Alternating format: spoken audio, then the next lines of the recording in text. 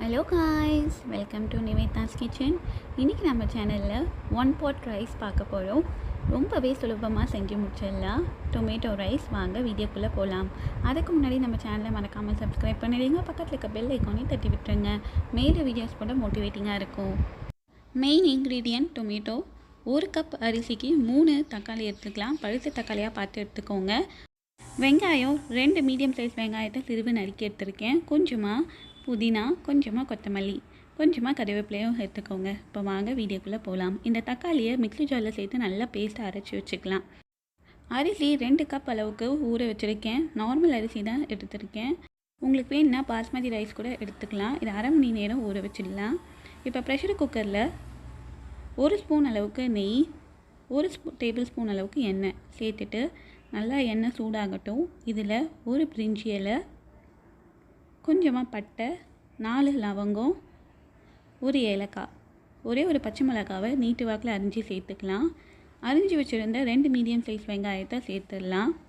வெங்காயம் சேர்த்துட்டு வெங்காயம் கண்ணாடி பதம் வர வரைக்கும் நல்லா வதக்கி விட்டுடலாம். இது கூடவே 1 ஸ்பூன் அளவுக்கு இஞ்சி பூண்டு விழுது ஃப்ரெஷ்ஷாக அரைச்சி சேர்த்துக்கலாம்.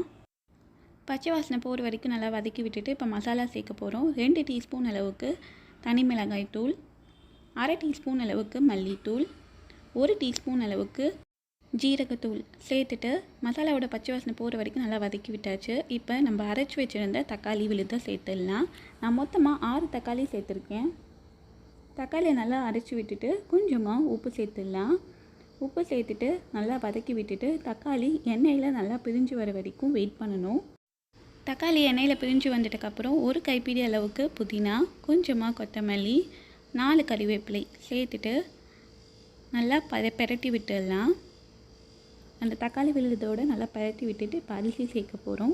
ஊற வச்சுருந்த 2 கப் அளவுக்கு அரிசியை சேர்த்தாச்சு. சேர்த்துட்டு ஒரே ஒரு முறை கலந்து விட்டுடலாம். இப்போ தண்ணி சேர்க்கலாம்.